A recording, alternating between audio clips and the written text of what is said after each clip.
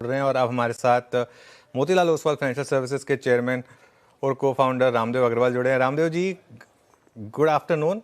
रामदेव जी, 2 दिन में कैसे दुनिया बदल गई। परसों एक भी हाथ नहीं खड़ा हुआ था जब आपने सवाल पूछा था कि कोई मार्केट में बाइंग करेगा क्या या मार्केट में रैली आएगी क्या, और देखिए 2 दिन में निफ्टी में 1000 पॉइंट से ज्यादा की रैली आ गई। ये बाजार इसी कारण के मार्केट अनप्रेडिक्टेबल, और वहां सब महारथी बैठे थे। आप भी थे वहां पे, है ना? हाँ, और आई मीन किसी का हाथ हिला तक नहीं। हाँ, ऐसा नहीं कोई हेजिटेशन हो। हाँ, हाँ, 100% people were thinking that on Monday when the FIIs come it will just slump and slump. I mean actually में क्या है कि वो कई बार बहुत छोटी छोटी चीजें जो है बट माथा खराब कर देते हैं बहुत। So even I was depressed with the end the moment market moves down, मतलब बाजार जहां से नीचे गया, तो ऐसे भी स्टॉक मार्केट के लोगों का हालत जो है ना, काफी ओपिनियन बदल जाता है। सो यदि आप कल का भी इंटरव्यू देखें तो कल काफी पॉजिटिव था इंटरव्यूज, एंड तो कल थोड़ा मूड ठीक था। और उसी कारण देखिए ठीक उल्टा हुआ मार्केट का। एवरीबॉडी वाज सेइंग कि मार्केट विल गो डाउन, और कल बाजार बराबर 1% से ऊपर बढ़ गया, और अभी तो आज कहानी बदल गई पूरी की पूरी। बिल्कुल नहीं, बिल्कुल सही कह रहे हैं रामदेव जी। खैर, वैसे आप सही कह रहे हैं, सब महारथी थे। मैं तो सिर्फ एक एज पार्टिसिपेंट आया था, मैं अपने आप को उनमें नहीं करूंगा, लेकिन आप सब लोग बिल्कुल, आप सब सब सब नर्वस थे। किसी की हिम्मत नहीं थी हाथ उस समय ऊपर करने की कि मार्केट भागेगा। और मेरे ख्याल से कितने 100 लोग थे, करीब 100 में से एक हाथ नहीं खड़ा हुआ। कहीं ना कहीं मार्केट शायद सबको सरप्राइज कर रहा था। अच्छा रामदेव सर, एक बड़ा सवाल ये होगा कि क्या अब हम फाइनली फाइनली फाइनली एफआईएस की वापसी देखेंगे। हो सकता है आज तो बड़ी शॉर्ट कवरिंग करनी पड़ी हो उन्हें, क्योंकि मार्केट इतना ऊपर है और वो नेट शॉर्ट अग्रेसिव उनके रिकॉर्ड शॉर्ट्स हैं। तो क्या एक एक्सपेक्ट करें कि आज बड़ी शॉर्ट कवरिंग और मार्केट और वापस फिर कैश मार्केट में भी बाइंग शुरू हो? ये वो लोग क्या करेंगे अपने नहीं मालूम। अपने अपने ये देखना अपने क्या करने का है। बिल्कुल। This is rise of India, Anuj. ये छोटा इवेंट नहीं है। It is not about 50% coming down to 18%। This is a different ball game. मतलब आपने you stood up to the what about the challenge in the global geo economics, and you stood up and you आपने पूरे जो मतलब ये जो ये होता है ना कि एक जो मतलब स्टैंडिंग होती है, वहां आप खड़े रहे पूरे छाती तान के, और आपने पूरा का पूरा रुपी डेप्रिसिएशन लिया 87 to 92। 5 रुपए निकला, कोई मजाक बात थोड़ी है। सो मेरे लगता है पूरा 5 रुपए अपने वापस आना चाहिए। पहले तो सबसे पहली हाँ, बात तो मेरे को 87 मेरे को वापस करो। 1 अगस्त को जो 87 का भाव था वो मेरे को वापस करो पहला। अच्छा, हाँ, जब वो 5 रुपए वापस आएगा, क्योंकि देखो फॉरेक्स तो पूरा $710 बिलियन है, तो फॉरेक्स इज फैंटास्टिक। तो उसमें कुछ ऐसा कोई कनेक्ट है ही नहीं। जो आपका एक्सपोर्ट में थोड़ा बहुत स्लो डाउन हुआ था, वो अभी डबल स्पीड से आएगा ऊपर। सो मेरे को लगता है आउटलुक रुपी का आउटलुक जो है ना सबसे बड़ा पॉजिटिव होगा। और उसके चलते जो मतलब एफआईएस का जो बिहेवियर होगा, या एक्चुअली मेरे को लगता है पूरा स्टैंडिंग ही बदल जाएगा इंडिया का। मतलब नाउ सिर्फ देखिए कौन कौन खड़ा हो पाया ट्रम्प के, मतलब जो भी जो निगोशिएशंस थे उसके सामने कौन कौन खड़ा हुआ। China, India and Russia. China and India only, बस 2 ही लोग खड़े हुए। तो लेकिन हम तो अलग ढंग से खड़ा हुए, हम लोग मेरिट बेस्ड खड़ा हुए। तो ये तो जो वार्म्थ ऑफ रिलेशनशिप है और हाँ, जो ट्रेड डील हो रहा है वो मेरिट्स के ऊपर हो रहा है। सो बिल्कुल। ये मेरे ख्याल से ये बहुत बड़ा अचीवमेंट है हमारे हमारे सरकार का। और जो उन्होंने स्ट्रैटेजिक जो स्टांस लिया, जो मतलब कॉमर्स मिनिस्टर और जो उनके नीचे जो लोग जिन्होंने निगोशिएट किया, इतना मेहनत किया, आई थिंक उनको सबको बधाई है इनके लिए। और मेरे ख्याल से यहाँ से कहानी बदलेगी। ये मार्केट 2 है, मतलब यानी Covid was market 1, this is हाँ, मार्केट 2 मेरे हिसाब से। इट्स अ बहुत स्टार्ट ऑफ न्यू डील। बहुत बड़ी हेडलाइन दे रहे हैं आप हमें कि ये मार्केट 2.0 है। जो कोविड के बाद मार्केट आया था वो मार्केट 1.0 था, ये मार्केट 2.0 है और एक बहुत बड़ा इवेंट है। रामदेव जी, तो इन दैट केस भारत की साख भी बढ़ेगी, क्योंकि हमने भले ही टाइम लगा हमें, लेकिन हमने एक काफ़ी अच्छी डील हमारे लिए ली और साख बढ़ेगी भारत की। आगे हो सकता है कि भारत की रेटिंग्स में भी रेटिंग एजेंसीज की तरफ से चेंज आए, कुछ आगे जाते हुए बॉन्ड इंक्लूजन भी हो। ये सब चीज़ें आगे जाकर एक वर्चुअस साइकिल, जो अभी हमारी एक विशेष साइकिल चल रही थी, हो सकता है एक वर्चुअस साइकिल में बदल जाए। देखिए इन्होंने क्या किया, आप बजट के मेकिंग देखिए आप, ये हाँ, पूरे एक एक रेशियो को उन्होंने मैनेज किया है। Debt to GDP, fiscal deficit, मतलब हर चीज उन्होंने, मतलब एकदम जो रेटिंग एजेंसी को जो चाहिए वो सब दिया उन्होंने। उसके ऊपर से अभी ये ट्रेड डील हो गया आपका, यूरोप के साथ भी हो चुका है। आई थिंक 8 या 9 देश के साथ में ऑलरेडी हो चुका है। कनाडा भी यहाँ पर बात करने के लिए आ रहा है। तो आपका पूरा जितने भी डेवलप कंट्रीज हैं, चाहे यूरोप हो, चाहे अमेरिका हो, कनाडा हो, जापान हो, आपका सबके साथ में आपका ट्रेड एग्रीमेंट तैयार है। एंड वो भी एक दूसरा क्या है, इंडिया का एक इमेज क्या है कि India is very reliable, we are not IP violators. तो उसी का अच्छा जिस ढंग से हमने जो जिस ढंग से अपना पॉलिटिक्स चलाया है या डिप्लोमेसी चलाया है, तो सबके साथ अच्छे रिलेशन है। तो मुझे लगता है कि इसका बहुत अच्छा बेनिफिट मिलेगा। और इन्फ्लेशन भी बहुत कंट्रोल में है, तो यहाँ पर इन्फ्लेशन अच्छा है, क्रेडिट फ्लो बहुत अच्छा है, so domestic demand is also very good and now external demand is also very good.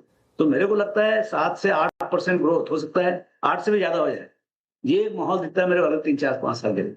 नहीं, ये पॉइंट बिल्कुल सही कहा। आज मैं आपकी बात से सहमत हूँ कि एफआईएस क्या करेंगे वो जाने, लेकिन हम अगर अपना अच्छा काम करें, ऐसा नहीं है कि पिछले 5 साल में हम बढ़े ही हैं जबकि एफआईएस की लगातार सेलिंग रही है। लेकिन उसमें एक फ़र्क था कि हमारी अर्निंग्स में काफ़ी शानदार ग्रोथ थी 2020 से 24 में, जो 2024-25 में सॉर्ट ऑफ मिसिंग रही है। अब यहाँ पर रामदेव सर, क्या अर्निंग्स ग्रोथ का भी कम होगा? सेंटिमेंट तो इम्प्रूव हो गया, क्या अर्निंग्स ग्रोथ भी एक वापसी करेगा? पर वो सेंटिमेंट भी इसी के लिए होगा कि भाई आपका जो अर्निंग्स का आउटलुक है वो इम्प्रूव होगा। सी अर्निंग्स आउटलुक थोड़ा खराब हो गया था, ये सब ट्रेड डील के थोड़ा अनसर्टेनिटी बढ़ गई थी। दूसरी ये जो है आपका क्रेडिट फ्लो बहुत खराब हो गया था। We our credit flow was very bad in last 12-18 months. लेकिन अभी जो जो नए गवर्नर साहब आए हैं, उन्होंने बहुत अच्छे ढंग से क्रेडिट का फ्लो संभाला है और अभी 13 13.5% तक हो गया है। सो थोड़ा सा हम लोग को भी अग्रेशन चाहिए कि भाई फिस्कल में तो सब कुछ किया उन्होंने, अभी मॉनेटरी में भी वो अग्रेशन चाहिए कि भाई एवरेज में 14-15% का जो आपका क्रेडिट ग्रोथ होता है वो करें। तो जाके भाई देखिए अल्टीमेटली गरीब कंट्री, इसमें यदि आप जो इनकम है उसको आप क्रेडिट से सपोर्ट नहीं करोगे तो टोटल डोमेस्टिक डिमांड में वो इजाफा नहीं आएगा। तो आपका डोमेस्टिक डिमांड में इजाफा नहीं आएगा तो आपका कैपिटल प्राइवेट कैपेक्स भी नहीं होगा। एकदम मतलब मेरे जो समझ उसके हिसाब से बोल रहा हूं मैं। तो मुझे लगता है कि now time has come for it to come and play aggressively like Virat Kohli. You have to play in the front foot. नहीं, केपेक्स की बात की आपने, बजट में भी क्लियरली असल में क्या हो गया था ना राम सर, बजट में ना अनफॉर्चुनेटली सारा शायद सेंटिमेंट खराब था, इसके लिए सारा का सारा फोकस एसटीटी पे चला गया। वरना उसके एक्स ऑफ दैट काफी पॉजिटिव अनाउंसमेंट्स भी आई थी। डेटा सेंटर आपने डिस्कस किया था, उसमें आई थिंक सबसे ज्यादा डेटा सेंटर 21 साल के लिए टैक्स हॉलिडे एक बहुत बड़ा मैसिव ट्रिगर था, अगर हम उसको सही तरीके से कैप्चर कर पाए तो।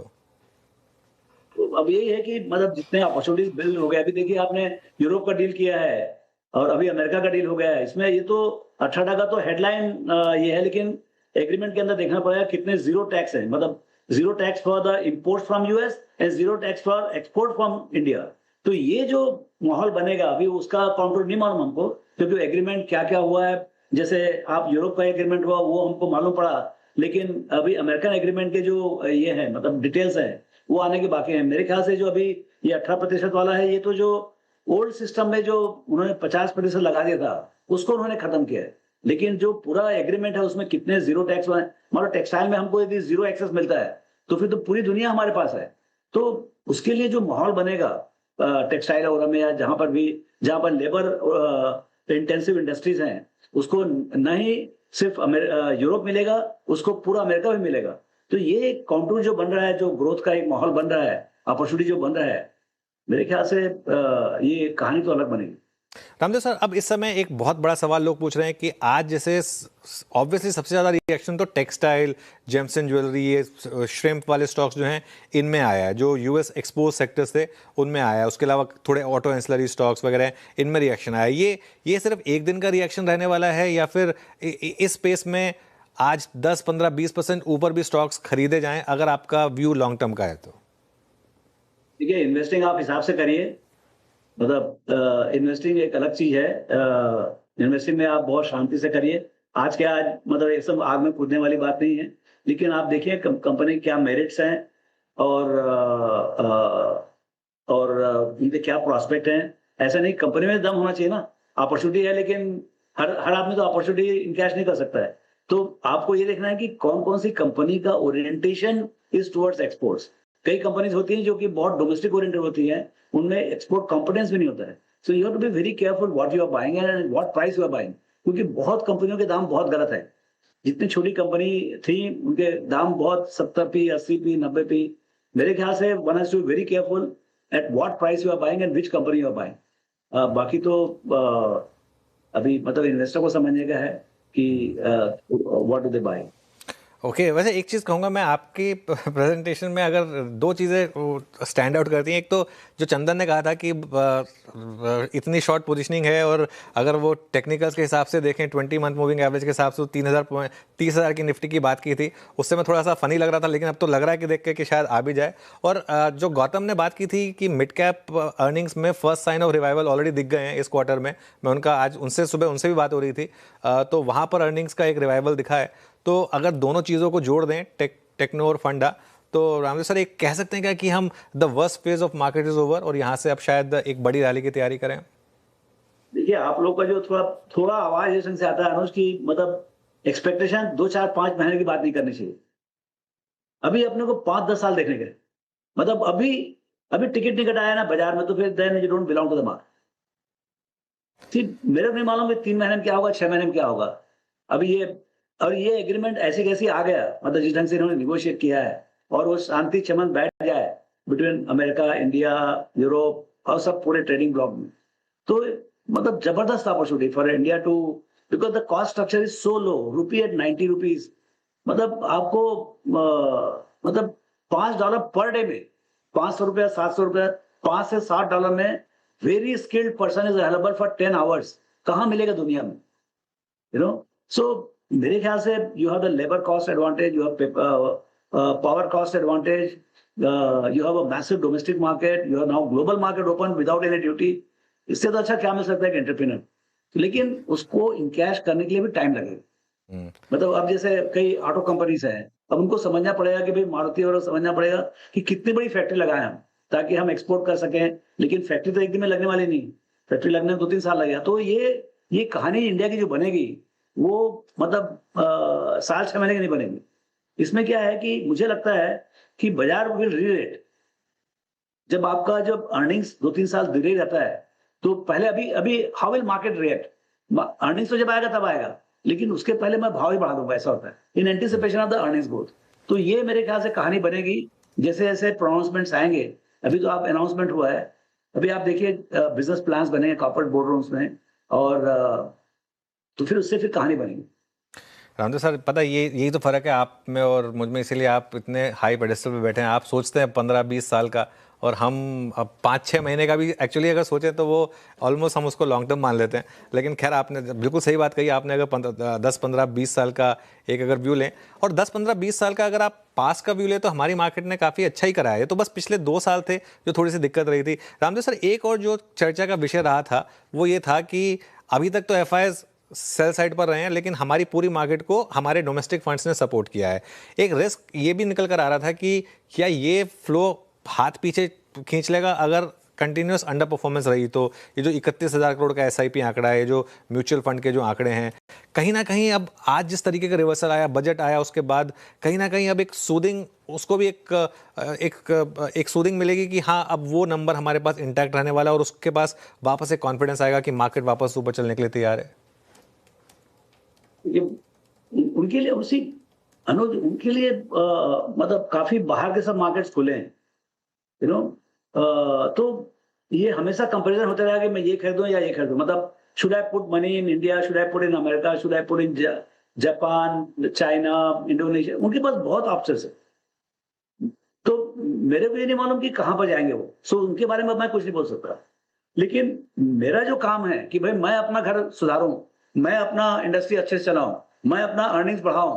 तो मेरे को जो मेरा ड्यू है, मेरे को जो मतलब मेरे को यदि मान लो 25 का पी मिलना है, और यदि आज 20 का है, तो मेरे को 25 मिलेगा, इतना मेरा मालूम है। मैं चाहे बात वो कर डोमेस्टिक वाला खरीदे, चाहे फॉरेन खरीदे, how does it matter? Now there is no depth of equity, I am telling you. Please don't differentiate between, of course they are very powerful, they have much bigger sum of money globally, and they will come, but we should be what do you call, we should deserve to get their investments. They are very respected people. नहीं, They will come on merits. मैं समझ गया। नहीं, मेरा सवाल ये था कि अब एटलीस्ट एक जो डोमेस्टिक लिक्विडिटी जो हमको लगातार सपोर्ट कर रही थी, अब वो बनी रहेगी। एटलीस्ट वो रिस्क फैक्टर खत्म हो गया, क्योंकि जो अंडर परफॉर्मेंस एक लग रहा था कि कहीं डोमेस्टिक लिक्विडिटी भी ना चली जाए कहीं, कम से कम एक एटलीस्ट वो एक कंफर्ट मिल जाएगा आज के बाद। मतलब कहानी सुधर गई भाई, कहानी has become, you have upgraded the story and now the valuation should also get upgraded. Right Ramdev sir, बहुत बहुत शुक्रिया। एज ऑलवेज आप इतने बड़े दिन पर CNBC आवाज़ के साथ जुड़े और अपना व्यू दिया आपने। Thank you so much. Thank you. चलिए, तो आशीष, एक और बाजार के महारथी सबसे पहले CNBC आवाज़ पर, और कल रात से ये सिलसिला चल रहा है। और ये रामदेव सर की पार्टी थी बजट के बाद की, जिसमें हाथ उठाए गए तो किसी ने नहीं उठाया। हाँ, जो अपन सुबह चर्चा कर रहे थे, जो हम सुबह चर्चा कर रहे थे, तो उसमें बाजार की वो एक कस्टम होता है एक्चुअली पोस्ट बजट पार्टी का, तो उसमें सवाल उसमें पूछा गया था कि आप में से कौन मार्केट को लेकर सोच रहा है कि यहाँ से मार्केट ऊपर आएगा। एक हाथ ऊपर नहीं गया था, इंक्लूडिंग माइन। तो वही बात वो कह रहे थे। और रात तस्वीर बदल गई।